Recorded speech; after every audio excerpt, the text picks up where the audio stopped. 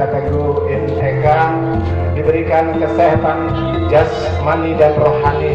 Semoga pasangan kedua mempelai diberikan sakinah, mawaddah, warahmah. Insya Allah kita bersama-sama selalu berdoa ya untuk kedua mempelai, dan sekaligus dari pihak besannya selamat datang semuanya di Villa Antena ya.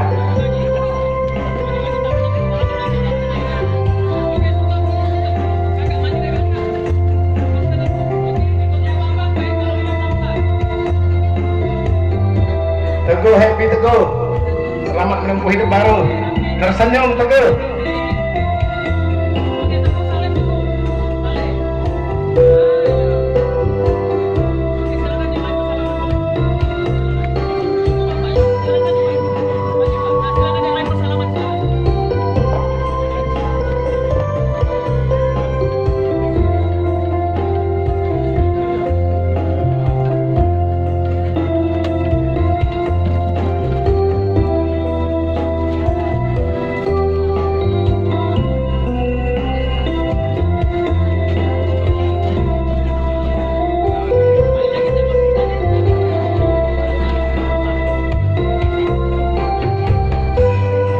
Insya Allah semuanya, ibu-ibu, bapak-bapak, hadirin tamu yang diundang, selamat datang di Villa Antena.